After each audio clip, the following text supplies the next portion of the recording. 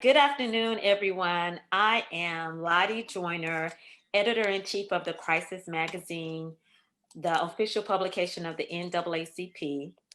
Welcome to episode 4 of Crisis Conversations, the coronavirus and the Black community.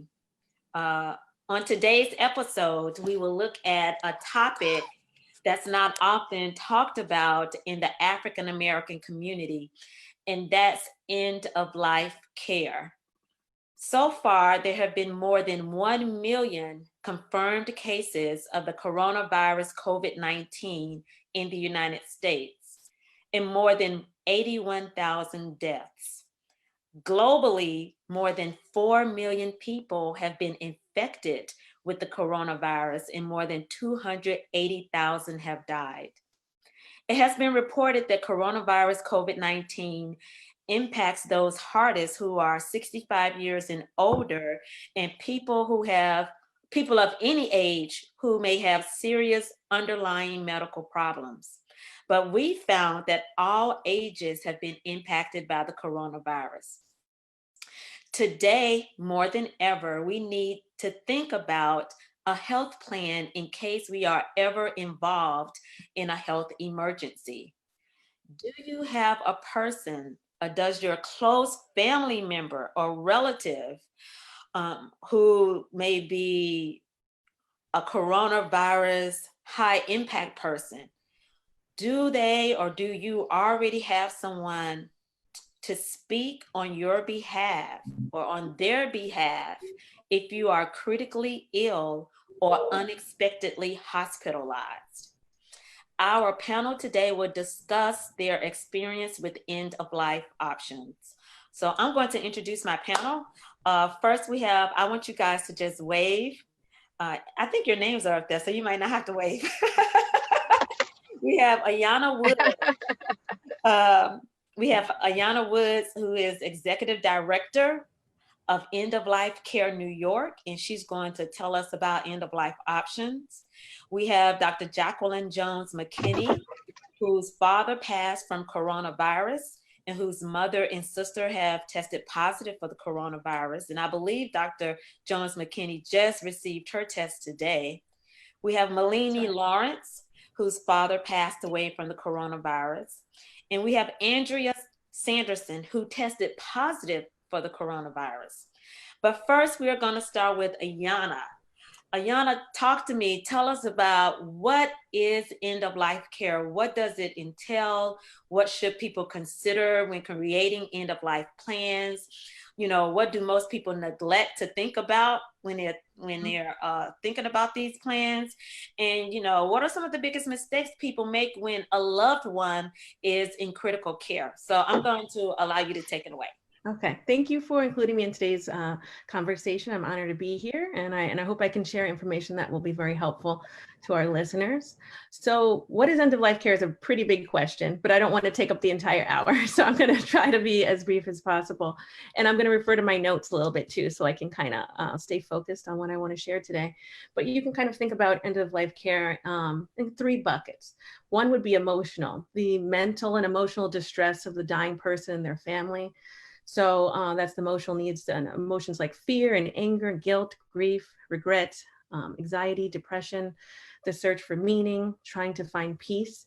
And so this can be addressed with support groups, with counseling, with therapy. Then there's the spiritual component of end of life care. And those are the spiritual needs people have at the end of life. Religion often guides us in how we understand death and dying, our rituals, our practices, how we find healing. And then the third aspect is the physical or medical aspect, which I'll talk about a little bit more. And that's what my organization, End of Life Choices New York, focuses on. And so the medical component is caring for the body during the dying process. And so when someone is dying, there's generally 2 options. It's kind of aggressive measures that'll be for life-sustaining treatment to keep someone alive as long as possible. And then there's aggressive comfort care. So that's focused on symptom management and pain management. And in end of life care, we kind of think about terms like advanced care planning, hospice, and palliative care. I wanted to quickly mention those topics. Palliative care programs provide treatment to prevent or relieve pain and suffering. So that addresses the kind of 3 areas I talked about: the emotional, the spiritual, and the physical. And in these kinds of programs, you can get palliative care. You don't have to be terminally ill, and you can receive curative treatments like chemotherapy, radiation, other types of treatments. And sometimes it's covered by insurance, sometimes it's not. Hospice, people might be familiar with the term hospice. It's a type of palliative care for individuals at the end of life. So in hospice, once again, you're addressing the emotional, spiritual, and physical components. People have a team of folks working on them, a doctor, a nurse, a social worker, a chaplain, or a spiritual counselor. And the great thing about hospice is it's 100% covered by Medicare or your insurance. And hospice can take place at home or in a facility. But the people in hospice have to have 6 months or less to live. And they need to not be seeking curative treatment like chemotherapy or radiation, just comfort care. But hospice is often underutilized. And so kind of the focus of what we're going to be talking about today is advanced care planning, which is basically communicating your wishes. What's your plan? So the advanced directive is just a document that describes your healthcare wishes. So what do you want? What care would you want at the end of life? When and in what circumstances? And so advanced directives are really important tools because they protect your rights to have the healthcare wishes respected, especially when you lose the ability to communicate, which with coronavirus we often do. If you're intubated, you're sedated, you're on a ventilator, you simply cannot talk.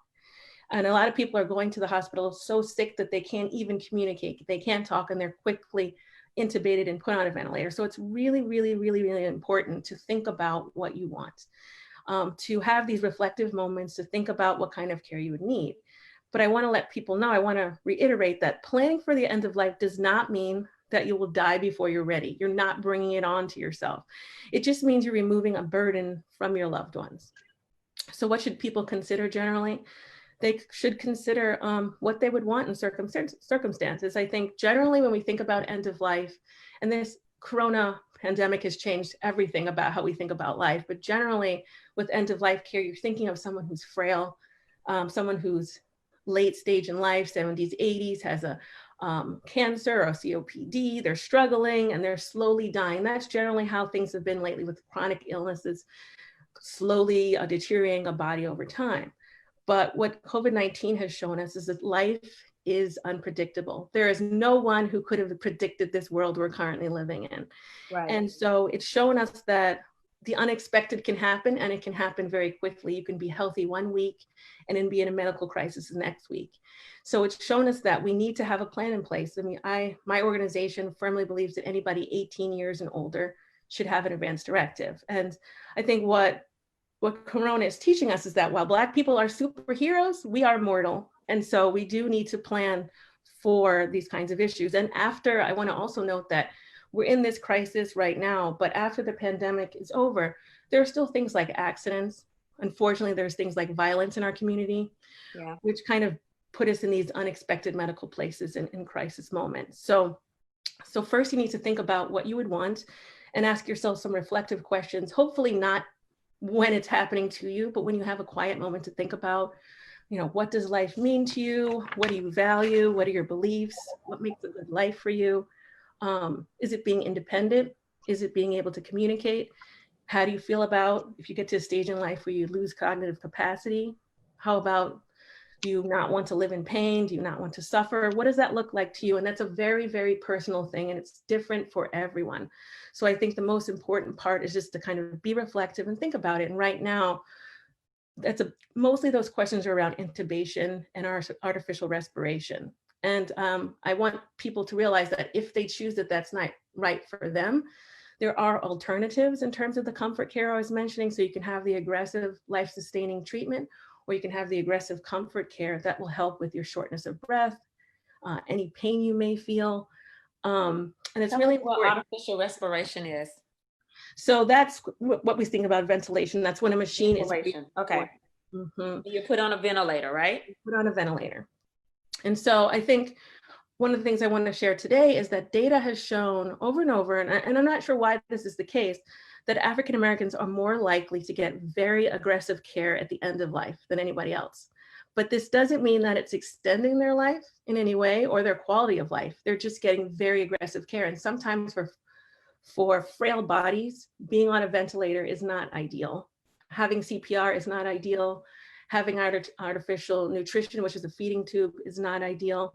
And so it's really important to take the time to think about what you want and have those reflective moments, and know that you're thinking about what you want in that moment in time, which can change, because when you're 20 versus 50 versus 70 versus 80, you may feel differently about these things. But the second most important point is to tell someone. We can't let it live in our heads, in our hearts. It needs to be spoken. And what's happening, especially with Corona, is people are going to hospitals so sick that they can't communicate, and they're quickly intubated, that they need to enter with an advance directive, which is a piece of paper. Each state's form is slightly different, but it's pretty much a piece of paper that says, I want this person to make medical decisions on my behalf. Here's their name, here's their phone number, and here's a little bit of information about me and what I might want. And when you don't go into a hospital with that information, especially now because you're going in alone, because you can't have visitors, the hospital is scrambling. They don't know what you want. They don't know necessarily who to call. And one of my closest friends is an ER doc, and she told me, knowing I was the ED of this organization, please, please, please encourage people to talk about what they want, particularly around artificial respiration, intubation, and just generally if they want to be made comfortable, if they're near the end of life, or they want these aggressive treatment options. And I just wanted to also quickly say that if you don't designate a person, in states, they have different laws of how they'll address this. In New York State, we have something called the Family Healthcare Decisions Act, which means if you don't have a healthcare agent, they will ask your spouse. Now, what if you don't like your spouse? What if you're separated? You didn't get that divorce. Get rid of her. You know? So, and now this person you don't even like have to determine whether you live or die. Oh. Yeah, and then next the law will go to your kids. Well, what if you have 5 kids and then never agree on anything? And somebody wants to keep mom, and the other person's like, no, mom doesn't want that. And then the law will go to your parents. And there was an article I was reading in Huffington Post, where this physician had 55 COVID patients and only one had advance directive. And it was nothing but parents fighting, siblings fighting, and nobody knew what the person wanted. So if the person had identified an individual and articulated their wishes to that individual and documented it in some way, everybody would be less burdened, feel less guilt, feel less pain. Even the medical providers would feel like they're giving the treatment that that person would want. Because we know sometimes siblings don't get along, right? Yeah. Very much so. So that's a kind of a quick version, but just want to make sure that people are thinking about their healthcare proxy or their healthcare agent, figuring out what they want, communicating it, and documenting it. And at the end of this, I'll come back to how exactly you can document your wishes and what that looks like. So Ayana was basically saying we need a directive, right, that lays out what type of care we want, if we want to be put on a ventilator, if we want a feeding tube, or if we don't want any of that, and who is responsible to direct that care, whether it's our spouse or one of our children or maybe a niece or whoever. It needs to be very specific about who can speak on our behalf in terms of our care. So, you know, it won't be big family fights about, well, I want her in my home, or I want her in a nursing home, or she should come live with me, or don't put her on a feeding tube, or, you know, my dad has already told me he does not want to be put on a feeding tube. And, you know, I hear what he says. I hear it, but sometimes, you know, as you know, we want to see our relatives live longer, right? And we want to, you know, this may be a little selfish, but we want to do everything possible to keep them still alive, right? And so, but in our selfishness, we may not understand their own wishes to, you know, this is what I want. You know, this is what, you know, my wishes are. I'm going to go to Malini Lawrence, who's here in Washington, D.C. And Malini, take yourself off mute. And her father died of the coronavirus. And Malini, I want you to tell us about your father, I keep saying grandfather, about your father. And I want you to tell us about your experience with the healthcare system. Did your father have a directive? Did he have someone to speak on his behalf to say, you know, I want this and I want this and I want this? And was it, you know, did the healthcare system, I guess, listen to you? So I'm going to give the floor to Malini. Yes, tell us where Thank you you are. so much. Thank you so much, Lottie, for having me. As you stated, my name is Malini Lawrence, and I'm here in the district in DC. And my dad, George Hawkins, was an 89-year-old Korean War vet. He was blind due to glaucoma, so he relied a lot on people and the kindness of humanity to help, help him get along. He did have diabetes, and he had stage 4 prostate cancer, which ironically, aside from those two things and the blindness, he was virtually healthy. When we would speak to his doctors at the Veterans Administration, they would say, Malini, your dad is healthy. Your dad's not going to die from cancer. That's in remission. He's not going to die from the diabetes. He'll just, die from old age. And so, of course, we're not predicting at 89 he's going to be going anywhere because he was relatively healthy. And my younger son's 13th birthday came on March 27th, and my dad had a very healthy memory. He would remember any and everything. And March 27th came and went, and my dad didn't call. And so March 28th rolled around, and at about 11 something in the morning, we received a call from the emergency room at Washington MedStar Hospital here in DC.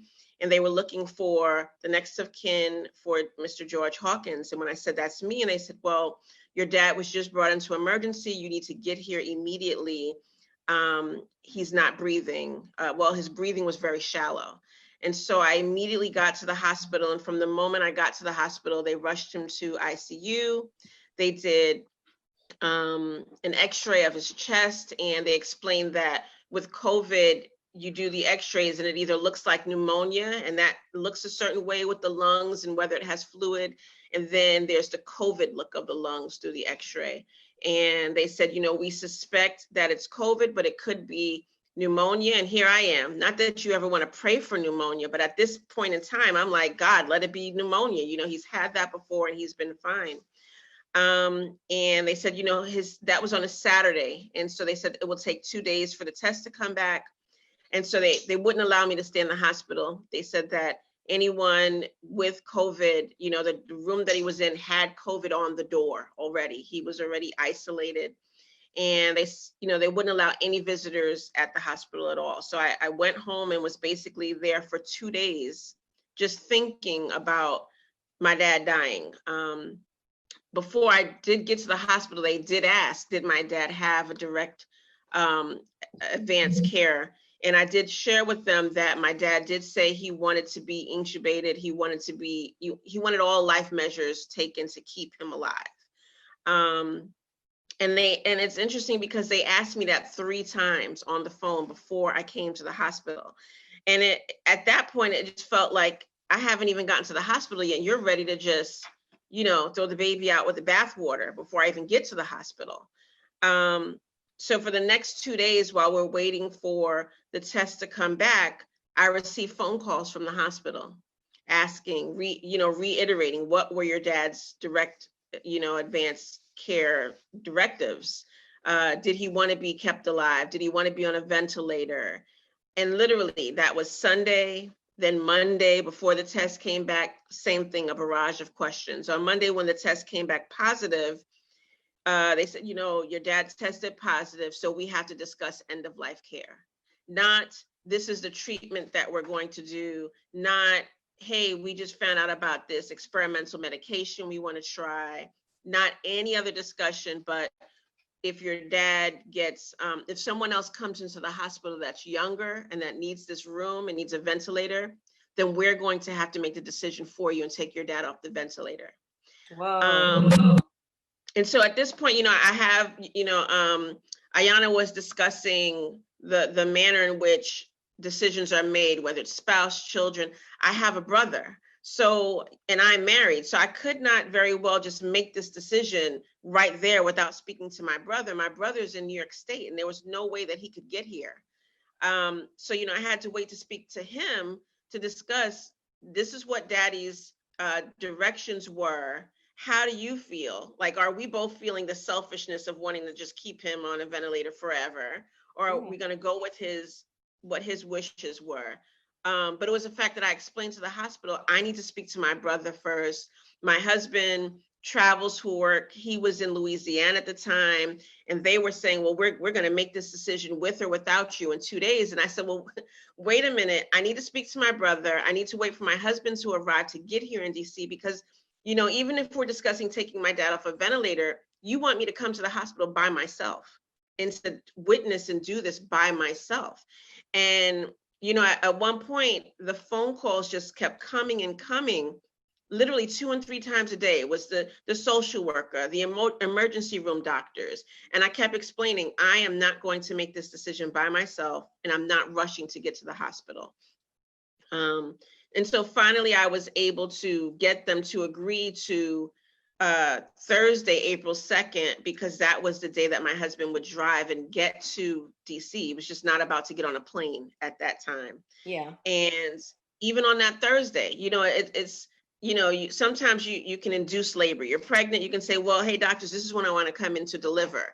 But the fact that I had to choose the day that I was going to decide to end my dad's life, that was like a whole nother barrage of emotions that, again, I didn't want to deal with myself. So, you know, I wake up Thursday and I'm waking up like, okay, this is the day my dad's going to die. So I had to go into the hospital. And I told him 3 o'clock, because by 3 o'clock, I knew my brother would be able to call into the hospital. He could be on the phone with me at the time. But it was 12 o'clock on Thursday. And again, they're calling me to remind me that I'm supposed to be there at 3 o'clock to reaffirm that I'm coming at 3 o'clock. And I just hung up the phone. It was just like, you know, we're the executioner and we're sharpening the blade, and we want you to know that we're here waiting for you. Are you on your way? Wow. When I got to the hospital, I ironically had a friend that worked in the hospital. So they were able to go down to ICU and speak with the doctors and get them to lay off on the phone calls. But it's like, you know, if you don't know someone, if you aren't someone, and you're just a regular common person, and then if you're a regular common Black person at that with no connections, I just felt like the hospital will just treat you any kind of way. They will treat your loved one without any regard, because it's like, here's an 89-year-old man, he's at the end of his life. Why are we preserving him? Wow. And so I got to the hospital, and I knew that part of my dad was a Seventh-day Adventist, so he was very religious, very spiritual. And so in my mind, you know, I know that I can't be in the room with him. I can't hold his hand. I can't talk to him directly and tell him that I'm there, but at least I can play some gospel music so that, you know, the way that he came into the world was happy and joyous, and at least the way that he's going out, I can at least grant that wish. So, you know, I just started playing all of my dad's favorite gospel music, Shirley Caesar, Mahalia Jackson, Fred Hammond. And at that moment, I really didn't have a care that I was in a hospital in a public place, and I was literally blasting the gospel music in the ICU. And at one point, the doctors came over and asked my husband, "Could you please turn the music down?" And I just looked at my husband and I was just like, "No, like, we are not going to turn the music down. Like, if anything, everybody in here needs to hear You may have this." been blessing some other patients. Exactly. And that's what I felt. But I was in my own space, and Yeah. I just was not about to turn the music down. It's not like I'm, you know, blasting something else. This was, you know, godly music. And they took my dad off the respirator.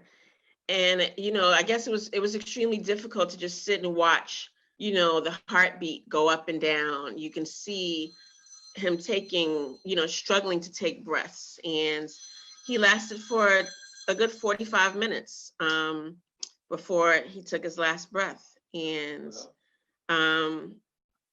you know, after that, I just, you know, stood and was there and said a prayer to myself and left the hospital. Mhm. And then it was kind of like that was it. You know, I received a call from the coroner explaining that my dad had died, explaining, you know, that he would be there until we made arrangements, which was a whole other issue, because you're in the middle of a pandemic. And, you know, typically when someone dies, you speak with your family, you plan out the funeral, you plan the repast, you contact people across the country. in this instance, it didn't matter who I contacted because no one could come.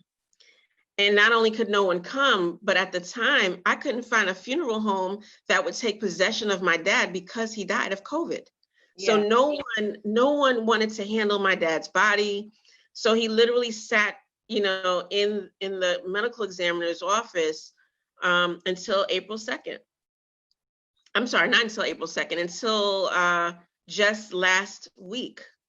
Just last week is when I was able to find some place to cremate my dad. So it was almost 3 weeks before I could have my dad cremated. And, even with that, cremation was not my dad's choice. He had a plot at Woodlawn Cemetery in New York. That's where my grandmother was buried. That's where he wanted to be.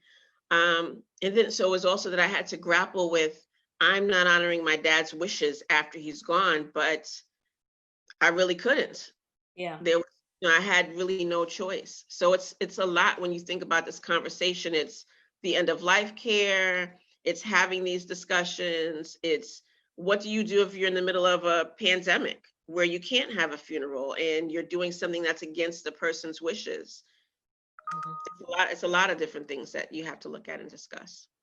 Thank you for sharing your story, Malini. I know a lot of people will relate to what you just said. I'm going to go to Dr. Jacqueline Jones, whose father passed away from coronavirus, and her mother and sister have been tested positive.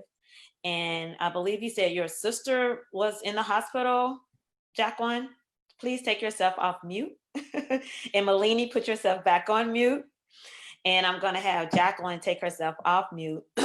She's still on mute, but she did tell me that her sister and her mother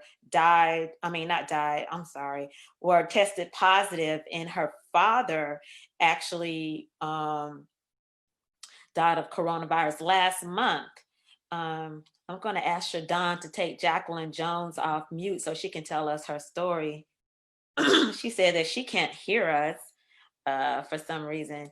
She's having technical difficulties. There she is. You're off mute, Jackie. You want to tell us your story? Can she hear us? Okay, so Andrea, I'm going to go to you, and I want you to tell us about your experience of being of the coronavirus, and then we'll go back to Jacqueline. Okay.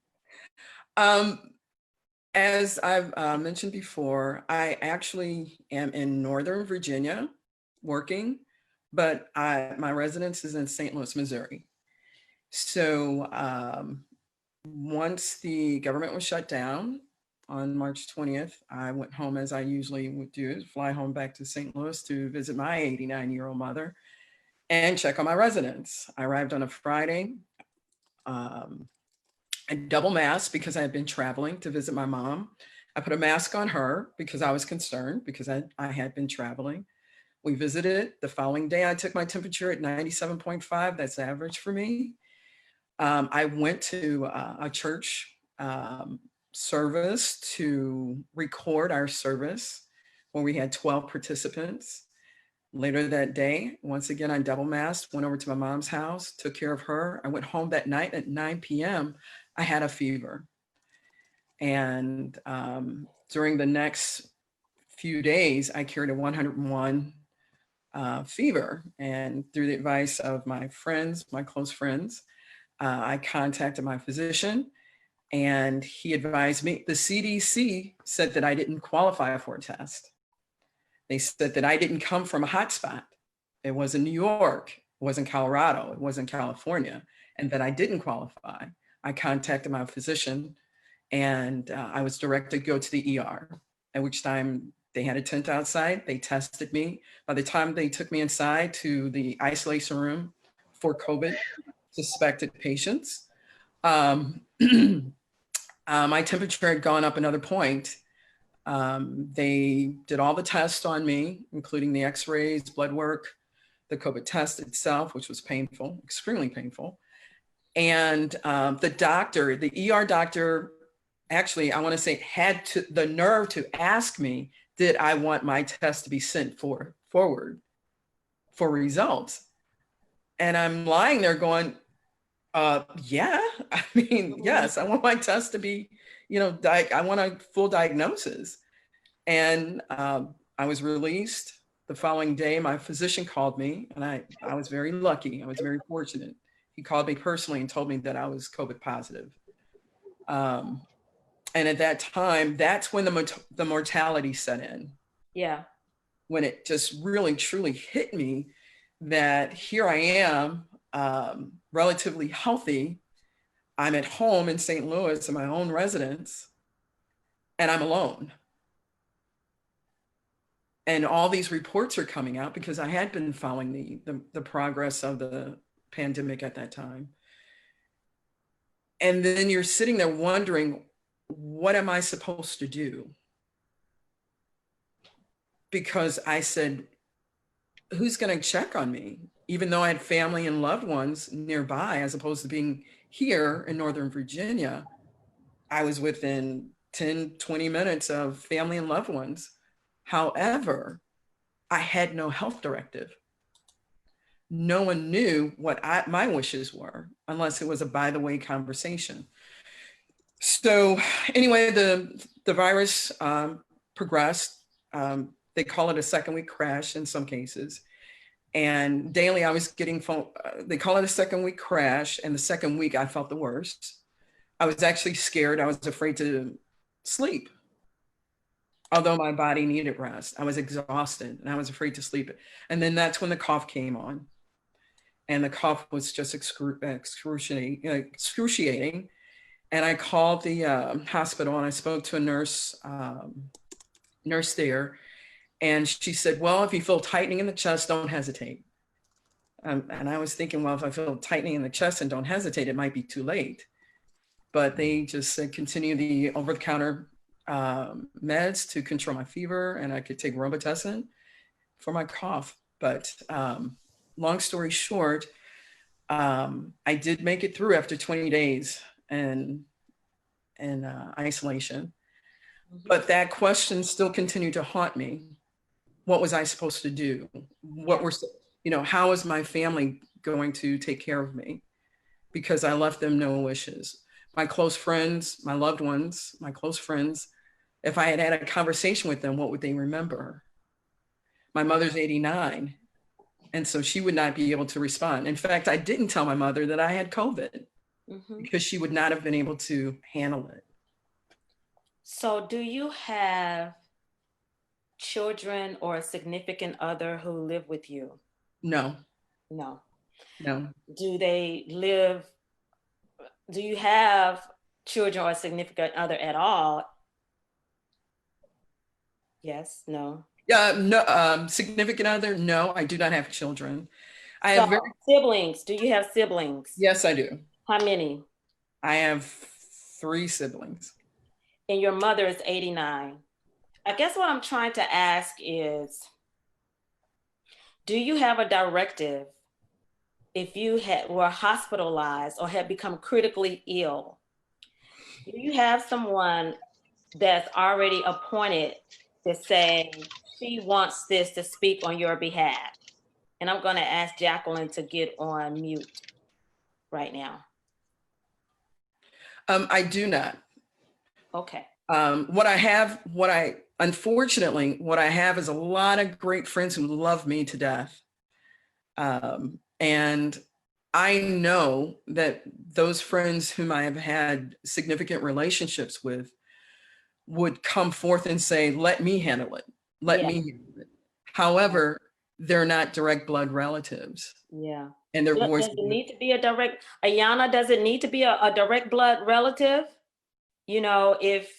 So if you don't have a designated person, the way the law works and the way the hospital works is it will go through the line of family first. So that's your spouse, your parents, your siblings, cousins. Family takes a more significant role than friends do. Friends are kind of at the end. Of course, if your family member wants to step aside and say, oh, let her best friend make that decision, but then that's not always the case. So with the healthcare proxy form, you can designate anybody, your roommate, your best friend, your neighbor, but how the law works, it will generally go towards family first. And then there are some people who don't even have family or friends, and then they're called the kind of unbefriended. And those people are kind of relying on the medical system to make decisions for them, unfortunately. So, Andrea, Yes. today, when we get off this panel, I want you to direct one of your siblings to be your spokesperson in case you are hospitalized or in case you have to unexpected, you fall ill, you have a critical illness. Do you promise to do that? I would say also, if it's your friend, whoever you think is going to be your best advocate, who knows you Oh, best, whoever that is, whatever name that is, Right. that's what we'd like you to do today. So it could be one of your close friends who love you, or it could be a sibling, but that's your charge for today, is to, choose someone who can speak on your behalf, and you tell them your wishes, right? You tell them, if I am unexpectedly hospitalized, this is what I want done. I want to be put on a ventilator. I want the doctors to do this. I want to do that. Okay, Andrea? Yes. Okay. And I can help I you. know we don't want to hear this conversation. But that's the hard part. That's the hard part of this conversation. Yes. That is the hard part of this conversation, because I've always had, just in short, I worked for a particular county government, and that it was a requirement for me to have somebody in charge of my wishes, just in case an emergency happened. I was a police officer back in the day. Yeah. When I was in the military, they required you Yeah. to have someone, an emergency person, some type of something in place. But as a, citizen, civilian, so to speak, Mm-hmm. I walked away with nothing, just thinking I'm just going to be just like everybody else. I'm Superwoman and nothing's going to happen to me. I'm Superwoman. I'm Andrea Sanderson. I'm walking around here. Ain't nothing going to happen to me. All right. Okay. So that's but I do charge that. I will take the charge. Okay. Thank you. You are So we are going Superwoman, to go. but you are mortal. You are a mortal Superwoman. Yes. Yes. Yes.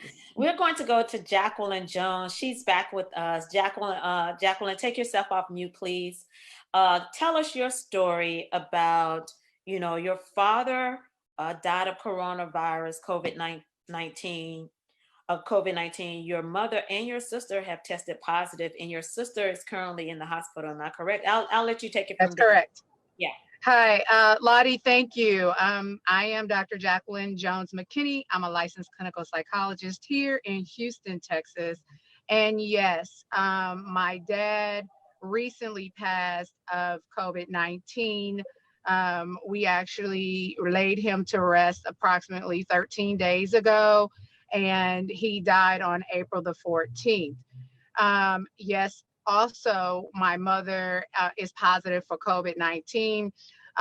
Ironically enough, at 92 years of age, she is asymptomatic, which is pretty unusual given that she is also a breast cancer survivor, has high blood pressure, and also suffered from a heart attack. But actually, the COVID virus has not affected her very much at all. On the other hand, my sister, who is also positive, is experiencing tremendous problems with the virus and is currently hospitalized with one of the most recent symptoms, which is blood clots. So she has a blood clot in her left leg and is also experiencing a lot of gastro problems from inflammation of her small intestine. So we're working and trying to ensure her safety currently at this time.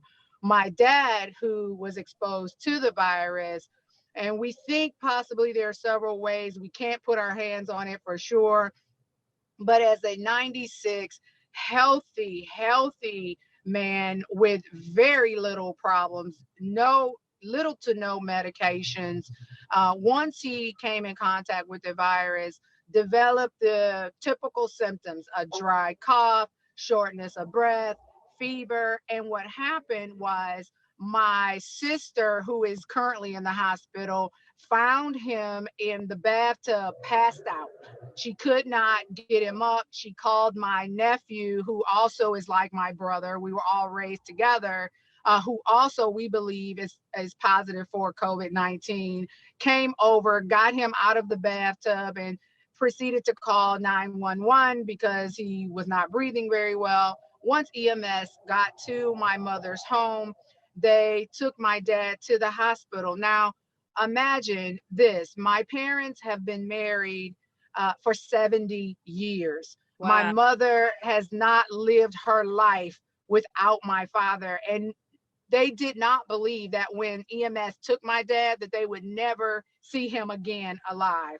So when they did take my dad to the hospital, of course, no one could go because procedures now are trying to protect everyone, the healthcare workers, as well as other people coming to the hospital. So no one was allowed to go in with my father.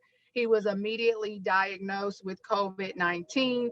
He was isolated into a room for treatment. Um, Luckily, though, I have because I'm in healthcare, I was able to speak with a lot of his clinical team. I was able to give a lot of recommendations and suggestions in reference to his care. They were very receptive to dialoguing with me. I would meet with via phone his providers every morning, every afternoon, and at night. I also hosted teleconference calls with my family because I come from a family of 7 siblings. I'm the youngest of 7. And although 2 are deceased, there were 5 of us, plus my mom and my nephew, who is my brother. So I would host calls every morning at 9 and every evening at 6 to update them on our father's care and regimen at that time. Now, listen, it was really, really difficult because we are a close family. No one could go to the hospital to visit him. So I would, speak with the nurses. I had them do Zoom calls so that we could see him. But at a point in his progression, he no longer could talk. We had to have a feeding tube inserted. We had to do more aggressive measures by putting him on a CPAP machine. But we knew, because he did have a directive, that he did not want to be placed on a ventilator. We knew that we didn't want to do more aggressive CPR or anything like that. In fact, we initiated a DNR so that we knew that when that time would come, that they would not be trying to save his life with What's the CPR DNR? or chest compression. Explain That's what a it do is. not Resuscitate. resuscitate. That's Yeah. correct. So my dad had lived a very healthy lifestyle. He was very active. He was cognitively intact. He was very involved in his family, with his church. So we knew exactly what he wanted, and his quality of life was more important to him than his quantity of life. And a blessing is that he was 96 years old and we knew he lived a great life. It was still very, very difficult. Even as a family coming together to honor his wishes, we knew that he did not want to be placed on a ventilator or to extend his life beyond his quality of life.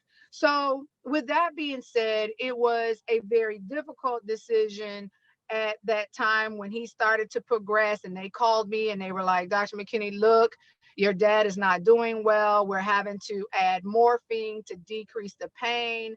And the fear that they could see on his face, although I know that my dad loved the Lord. So my family and I were not concerned about his spiritual well-being. We understood. And I really can relate to the other young lady, Malini, because I too asked the nurse when it was Easter. I was like, let's put on a church service. I know he loves it, because he still could see, he still could respond to their questions, but he could no longer talk. He could not. He hadn't eaten in approximately 3 weeks. Without the feeding tube. So we knew that he was alert enough to know what was, or oriented enough to know what was going on in his surroundings. So they put on the church service. I had the priest come in and pray with him. We sent pictures that they put in his room so he could see his family. They allowed us to do the last Zoom call where we could see him. And then when it got to a point where they knew he was not going to make it, they allowed my mother and my sister, who are both positive, they fully dressed them in PPE gear, and then they allowed them to go in to see my father. And it was just like my dad was waiting for my mother to come and see him. And when my mother came to the room, she touched him, she rubbed his chest. It looked as if she was saying a prayer because I was on Zoom call at the time. My sister was calling his name and she rubbed his head. And my mother sat in that room for maybe about an hour and a half. And when my mother left, 2 hours later, my dad took his last breath. And it was Whoa. like he was waiting for the love of his Yes. life to Mhm. say goodbye because, again, they had been married 70 years. Wow. Most people don't live that long. Yeah. But for them to have this lifetime of love and to share 7 children plus a grandchild that they raised, and to raise all of their kids to love the Lord, to understand the transition of life, was a reassurance for me and for them that we will see him again. And so the process was difficult. And I can even relate to Malini when she talked about once he transitioned and actually setting up his service and etc. Because we're in a pandemic, we could not have a funeral, but the blessing of the Lord, I guess, was just with us. And because we had recently had another sibling to pass, maybe less than a year ago or about a year ago, the funeral home remembered us and they developed a relationship with us. And so they immediately picked up my father's body from the hospital. They were able to give him the burial and the viewing that he desired. And unfortunately, because of the pandemic, we couldn't give him the funeral, typically culturally what we would have, Right. but we were able to bury him in his designated area with 10 people spread apart, and the pastor was gracious enough to come and actually funeralize him with just the few family members that we could have.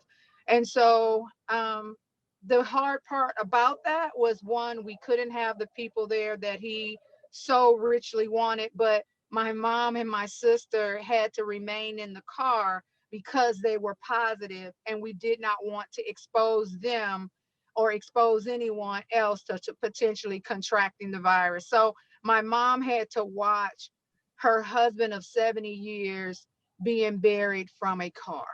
Yeah. And my other siblings had to remain in the car as well. And at that time, I was also in full PPE gear because I had to fly to Detroit for it, help set up the service, and also ensure that my mother and my sister and my siblings were being taken care of. So it was a difficult time. It still is. But through prayer and the support of my husband, Frank, and my children, we were able to get through it. And I just recently came out of quarantine just yesterday because once I left Houston going to Detroit because of the exposure, I was quarantined for 14 days, came out yesterday, and then just 30 minutes ago was able to get tested for COVID myself. So your So family a is in process. Detroit? I'm sorry, go ahead, Lottie. Your family is in Detroit? They're in Okay. Detroit, Michigan. So I had to fly there, work with my siblings for the arrangements for my father, ensure the safety of my mom and my sister, and return after the burial here to Houston. I'm going to ask Malini to get off of mute.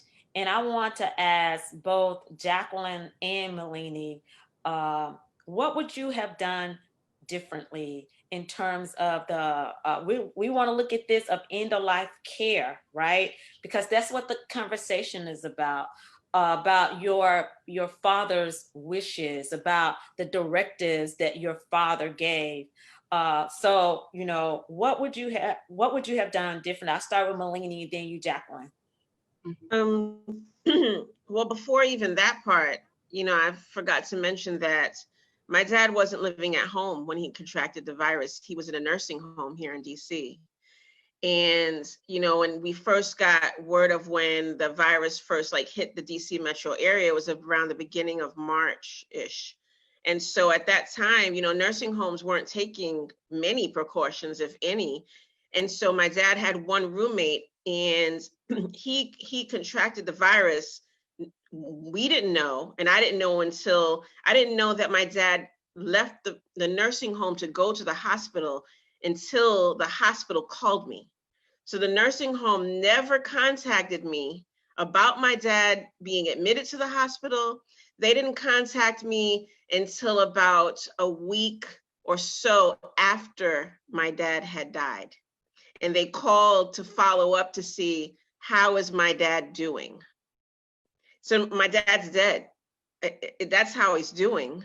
And so in my mind, I think one of the things that I would definitely have changed is the moment DC went on to restriction, or the moment that we started social distancing, I would have called the nursing home, or at least gone to the nursing home to see what their procedures are for nurses and faculty going in and out, staff going in and out. Do the patients have PPEs?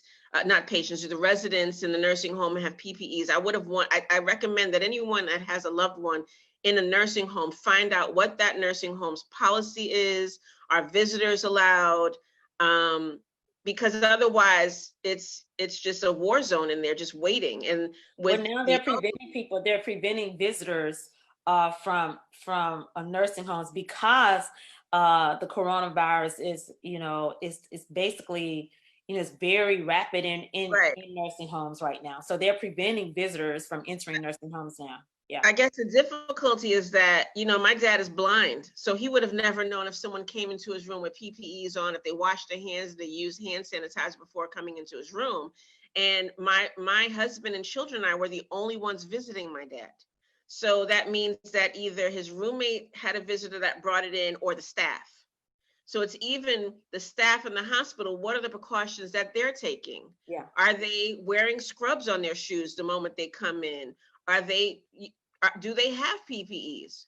Are they washing their hands? What are they doing? And so for me to know that, with my home, I can kind of prevent somewhat the spread in my home. But in nursing homes, there was no way for me to protect my dad because he's in a nursing home. I had no control over that. And so going back, I would have definitely called the nursing home to find out what their procedures were. I would have asked to speak to an administrator on duty, because even if they weren't denying visitors at that time, I would have requested it and then taken the steps to make sure that they were not allowing visitors. With regards to my dad's end of life, I think I would have probably had more conversation with him. My dad, being 89, he was old school. And so in his mind, he didn't need life insurance, because if he goes, he just goes. For him, God was going to take care of everything. Yeah. And in my mind, I'm like, well, Daddy, we still have to bury you. We still got to pay to open up the ground, to do all that stuff. And, he didn't think about any of that stuff. So I probably would have had a lot more of those conversations with him, but to also have him literally type out everything that he wanted. And that, that we didn't do. And I think it's, again, in our community, we don't have those conversations about death and what do we want to be done when we're dying. What do we want to be done after we're dying? I mean, even when you get married, I remember when my husband and I got married, almost 20 years ago, the pastor would not marry us unless we had marriage counseling. And so people think I'm not going to counseling until there's a problem. Well, no, the same way you have to plan for your marriage for the rest of your life, you have to kind of plan for the end of life as well. You may not want to, but it's something that we have to think about. It's inevitable. It's a hard conversation, right? You have to think about your own mortality, the mortality of your parents. It's a hard conversation. Jacqueline, I'm gonna go. My mom. Yes. 1 second. So after this happening with my dad, I got on the phone with my mom, and again, it wasn't a conversation I wanted to have with my mom, but my mom has COPD, so she's she's very high risk. So it's not only having a conversation with her about what she wants to happen, it's also getting on her to make sure that she's keeping people out of her home. Because, you know, seniors think that they're invincible. She's like, well, I'm just going to put on my PPEs and go to Walmart. And I'm like, no, not only are you not going to Walmart, but you should not be allowing anyone to come to your home. Like, I need to send her a sign to put on her door that you may not enter without your own PPEs. Leave it at the door. Mother? My dad was 89. My mom is 79. She'll be 80 in September. And she does. She, Okay. thank God. And she's a retired nurse. So it's not like she doesn't know these things. Yeah. But she said I some. don't want to cut you off, but I'm going to go to Jacqueline. Yes. Malini, put yourself back on mute. Jacqueline, it sounds like your dad had very specific wishes and that you guys were able to, you know, abide by those wishes. Would you have done anything differently at all? Well, let me say this. I think overall, as a nation, I wish we would have been notified a lot sooner. I think that may have helped in trying to prevent the tragic spread of the virus. So that is something I wish, if we could rewind the hands of time, that the nation was notified earlier. Girl, we're not going to even get on this conversation right now. Yeah, so that's a soapbox for me. Girl, Yes, so end of life care choices. Yes. So, but in reference to my father, Lottie, yeah, right. So in reference to my father, I would have to say that there would have been nothing I would have done differently because my dad was exceptionally organized. Now, listen, for a gentleman who only had a 9th grade education, he was the smartest man I know. Let me tell you, he worked for GM for 40 years. Not only did he plan this thing out, he understood the significance of leaving his family in a position where everything he could leave them to better their lives once he was gone, he did. So my dad had several life insurance policies that we didn't even know he had. He had planned and in place. He had all of his paperwork, his documents and everything in place. He actually, a couple years ago, had me put all of his documents in a safety deposit box at a bank in Detroit. And he said, well, in Pontiac. And he said, don't get that paperwork unless I'm gone.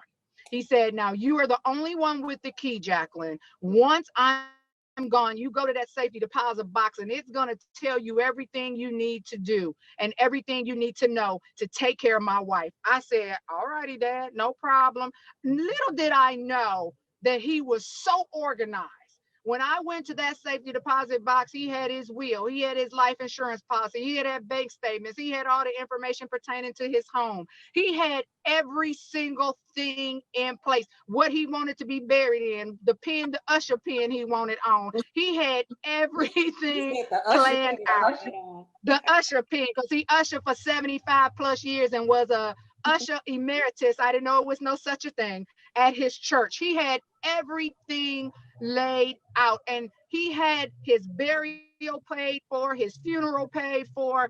There was nothing that I needed to do differently. He even had the headstone paid for. I just had to design it out for him and my mother. He had everything taken care of. Good. So again, I would not have done anything differently. In fact, Lottie, it gave me a lesson, not only for me, but for my siblings. Have your affairs in order. Ooh. If your father of 96 years old, who had a 9th grade education, could have his affairs in order, you better believe he sent us a lesson, even in his transition.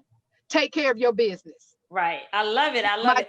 Yes. He was a hardworking man, and in his death even taught us a lesson. Before Ayana wraps up with what we should have in our directive, I want to go to Deborah Fry because she is a grief counselor, and she's going to speak just a few minutes, maybe 1 or 2 minutes, about grief in terms of when you have to make last minute decisions about a loved one's life or death, how you can become overcome with grief in having to make that decision, because guess what? You realize that, oh my God, my parent is leaving us, my sibling is leaving us, my friend is leaving us. So Deborah, where are you? I'm right here. Okay, could you just give us a few, maybe 2 minutes, because we need to wrap up with Ayanna. Our conversation is running a little long today. Yes. So just a few minutes about, the grief that comes with having to make this decision. Malini, she was getting all these calls from the hospital 2 or 3 times a day. When you want us to take him off the ventilator, who is going to be this? Does he have a directive? To me, that causes even more stress, right? That causes even more stress of, why they keep calling. I am going to come. I'm waiting for my brother, to come from New York. Just give me a break. So she had to deal with that, in addition to knowing that there was a time and a date that her father was going to transition. So talk to us a little bit about that. Well, you're absolutely right. Thank you, Lottie, for having me. My condolences to those of you all that have lost loved ones. My prayers for those of you that the Lord is blessing and getting back on the other side of this thing. But COVID-19 is just wrapped up in grief. Grief is all over this thing. So to have it compound with the loss of loved ones, the death of your loved one, it is traumatic.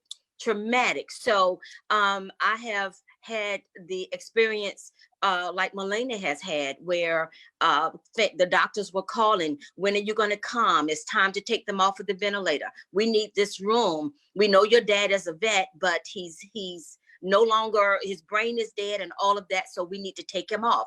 So I too have had that same experience that she has had. End of life with my mom.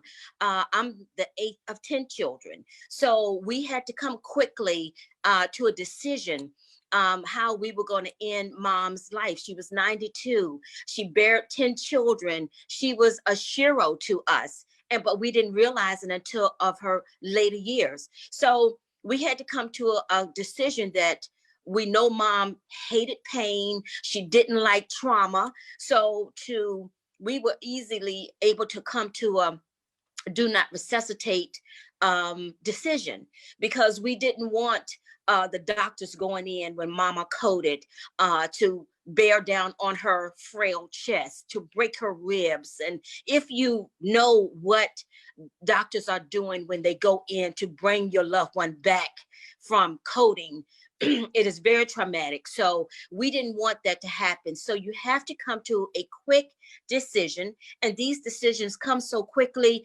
If somebody was to ask you 2 weeks prior, there would be no way you would think you would be able to come to such a decision.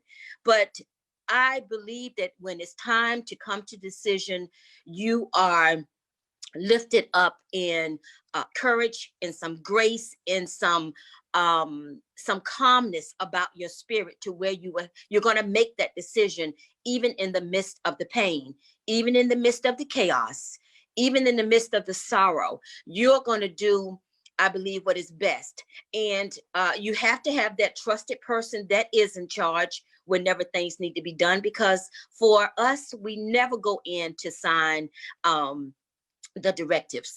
Whenever we go to the doctor, when they ask us, do we have a directive? Our answer is usually, no, I do not. But I have my husband who's here, who knows what I want, or my daughter, you can call her. But we never have the paperwork that we have a directive in place. So it is that trusted soul that's going to have to come in to make decisions for you. And family, they do fight, they do quarrel, but the decision has to be made. And when you are passing quickly, it is always my prayer that the family has some calmness about them. I have seen where the daughter that was caring for a parent was the only one in the room. The siblings on the phone wanted just put her on a vent until we get there.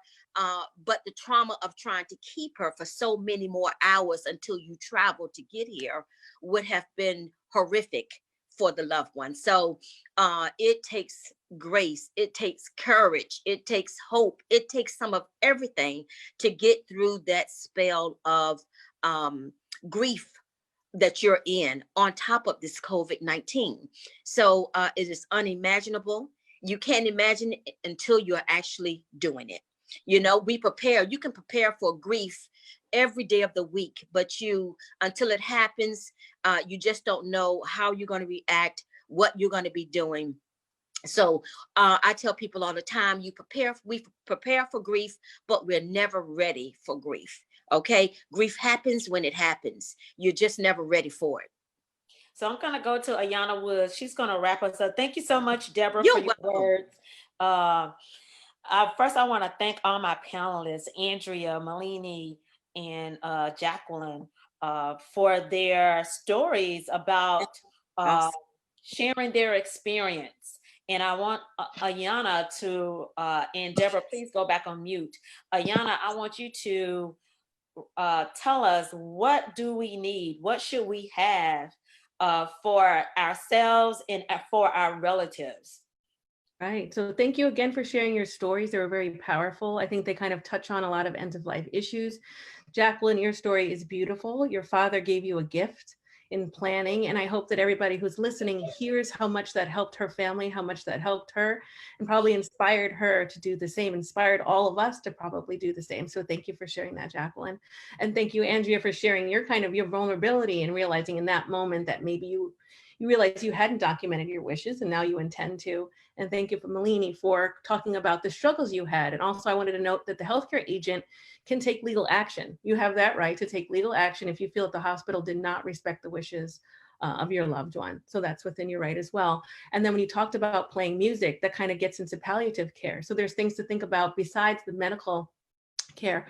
What would you want? What music would you want played? Would you want someone to touch your hand? All these kinds of things go into end of life care, not just the medications you get.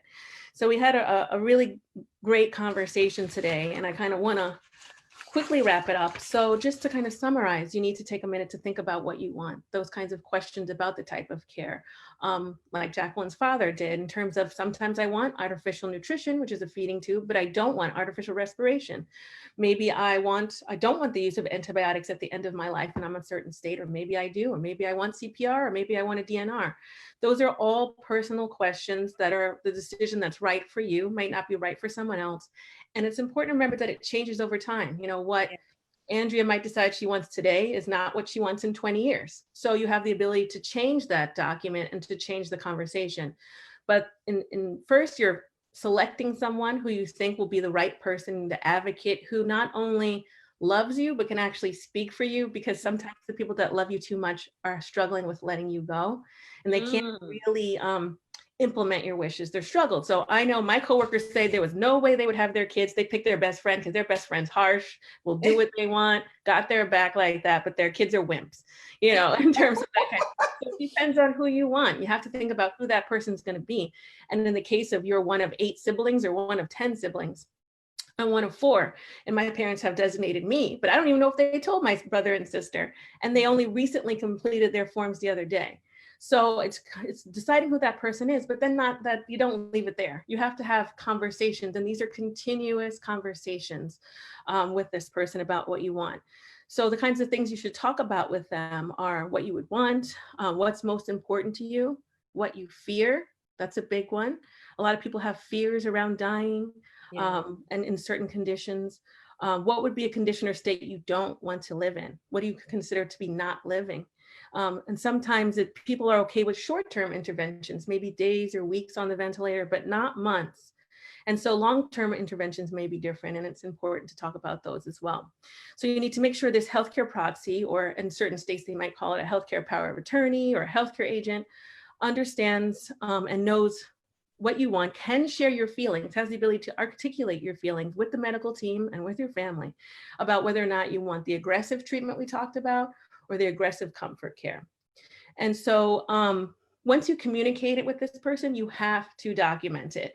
this person's going to be in extreme stress when the Yeah. hospital comes to them or gives them that phone call. They're not necessarily going to remember. So the fact that Jacqueline's dad had it so well documented is fantastic and it's amazing.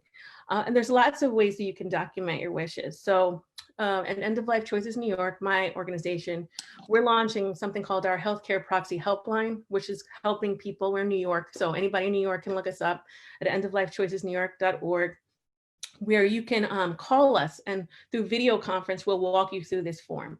But pretty much it just is you're designating the person, you're writing down their name, you're giving their phone number, and maybe you're writing a little bit about what you want. But then there's something called a living will, which is you can get into far more detail with that. You can attach it to your healthcare proxy form. It can be a different document itself, and there's different state laws around that. There's DNRs. There are forms called the MOLST, which is Medical Orders of Life-Sustaining Treatment, or the POLST, the Physician Orders of Life-Sustaining Treatment. Those kind of get into the medical nuances that your doctor has to actually fill that out.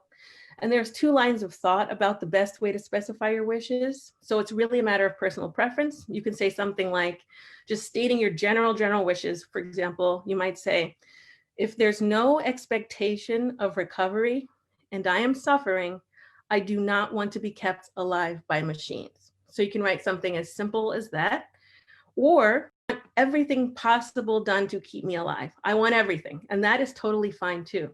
And then you're trusting your healthcare agent to make those specific decisions that arise in the course of treatment, whether or not you're suffering and they can determine you're suffering and they won't let you go, or that, hey, she wants everything, give her everything.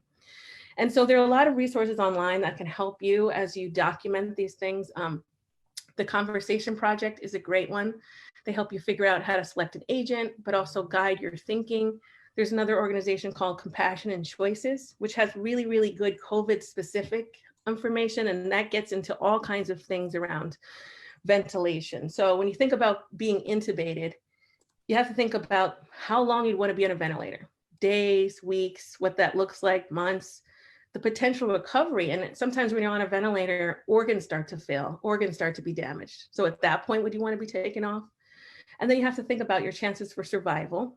And also, you don't always have to get intubated. So you can get an oxygen mask. Some people are opting to stay at home and use telemedicine and just get oxygen to kind of make them comfortable in their final days. And then once again, we talked about conversations around CPR, artificial nutrition. Sometimes people wouldn't want the feeding tubes that were used in some of the stories we heard. And then also the use of antibiotics. If this person now develops an infection, do they want antibiotics to be used or not to hasten their death? And so along with writing it down in these different ways of kind of this 1-sentence ways or these detailed ways, I would also encourage people to make videos. We all have our phones, and I think it's best for your family to actually have them see you say these things. I think when they're written down or they're conveyed through one individual, people can doubt them. But I think when you have this video of your loved one in Your their brother voice, might say, your "You energy. know, Dad didn't say that." Right. Your sister might I'm say, saying, listen, guys, do everything Right. for me. Then, listen to that. And then when you have it written down or you have this video, email the heck out of it. Yeah. Email these documents, of course, to your designated healthcare agents. They need these documents, but other people in your family, keep it on your phone. I'm encouraging everybody to go to the hospital if they have corona and they're sick with a physical piece of paper with them. That is their healthcare proxy, but have it on your phone too as a backup so you can show somebody, look, this is what I want. Email it out, have that video, make sure everybody has a copy of it. So everybody, your 10 siblings, your 4 siblings, or your 2 parents, or all the grandchildren, all have that same document that is explaining what you want at the end of life. So that's what I would encourage people to do, Okay. to take this moment to reflect, to Yeah. communicate, and to document, because we've heard all these stories and they're so powerful. And I hope we're all motivated today to make these decisions and help our loved ones and help ourselves. So Ayana, Malini had a great suggestion. She suggested that, to put resources that you've been telling us so many great things, to put these resources on our Facebook page. And so if you can send me the resources that you talked about, the Conversation Project and Compassionate Choices, I believe you said, and other resources. My organization too, I'll give a shout out, End of Life Choices New York. End of Life Choices. If you could send me a resource page that we can post on the NAACP's Facebook page and the Crisis Magazine Facebook page, so we can share, you know, how you put together a directive and what do you need to do for your loved ones. This panel has run long, right? Yeah. We had so many great people today, so I just want to thank Ayana for her resource and her expertise. I want to thank Andrea, Malini, and Jacqueline for their stories of having to make end-of-life choices. Andrea, you didn't have to make an end-of-life choice, but you're thinking about what does my directive need to do. But Jacqueline and Malini had to make end-of-life choices for their fathers in terms of making sure that their directives were put in place. And I want to thank Deborah Fry for her comments on grief. I'm going to wrap up by saying the NAACP does have a campaign called We Are Done Dying. Please go to the NAACP's website, naacp.org, to get resources and to learn more about the campaign. I want to say thank you, everyone. Thank you for sticking with us this afternoon. Our conversation ran a little long, and I wish you well. Have a good afternoon.